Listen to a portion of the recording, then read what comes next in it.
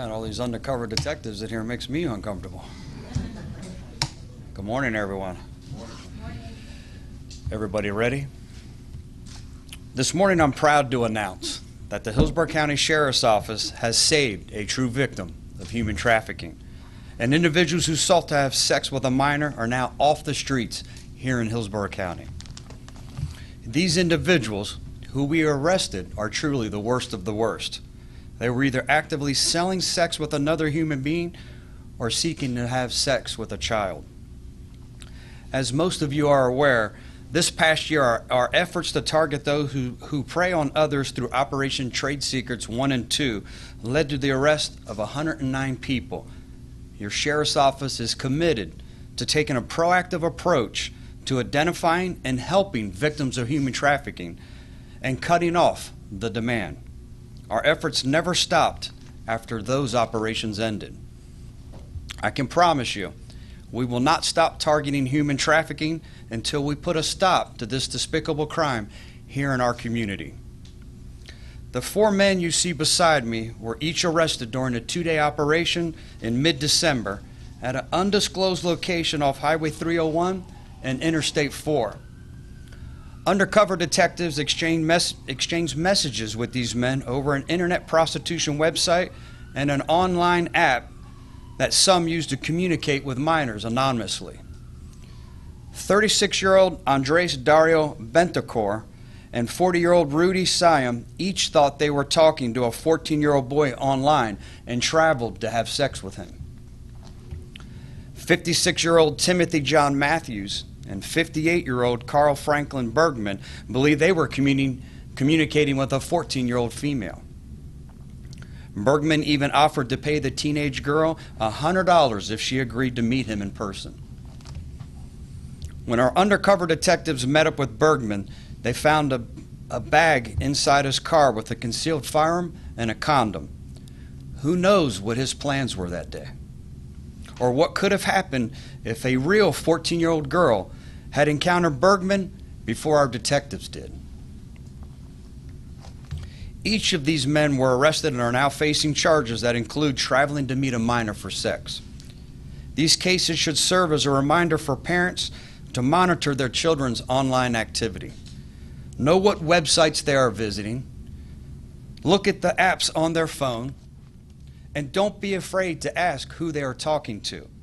It's not an invasion of privacy. It's our duty and responsibility as parents to protect them from predators like these men. I'd now like to direct your attention to the photo of 28-year-old Paige Ashley Freed. You're looking at the face of a human trafficker. On December 4th, we came into contact with an 18-year-old human trafficking victim during a traffic stop on East Adamo Drive, south of Falkenberg Road.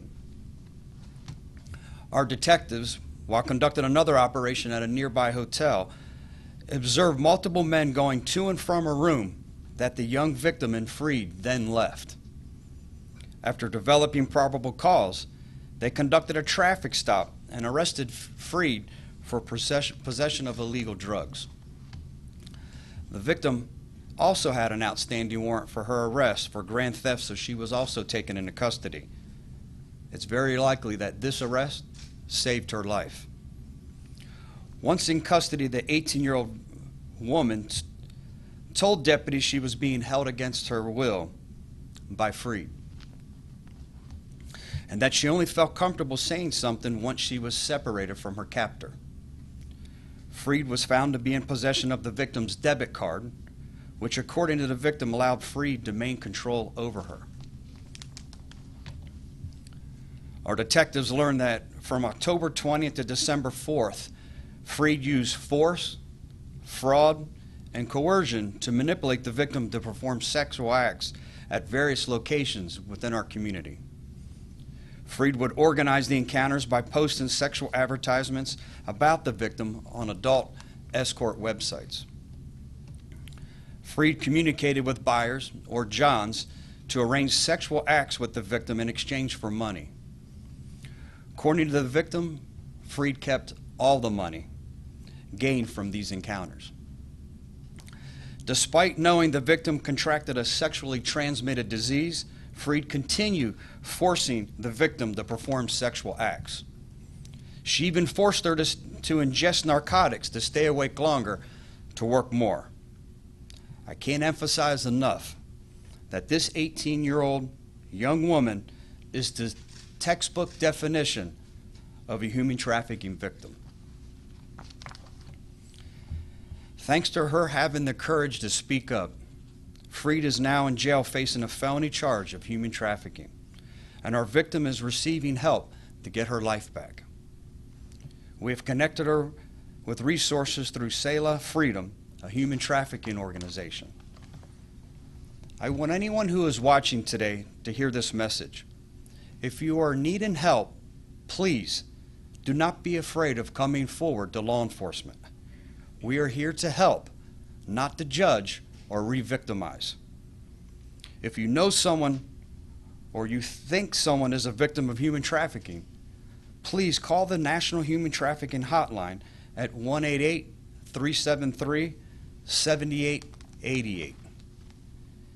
If you don't know how to spot a victim of human trafficking, we've posted the public service announcement you see playing beside me on all of our HCSO Sheriff social media outlets.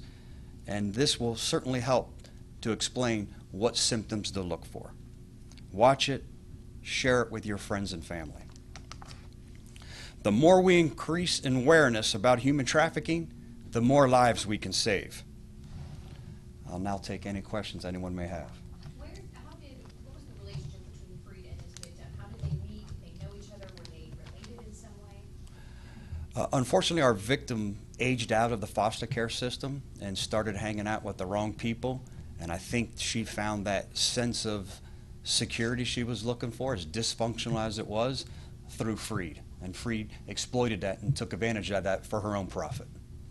So this started when she turned 18? Correct. Was there any one thing that led to this operation? Was there some tip that you got that started you to want to look into this, or is it just something you wanted to do?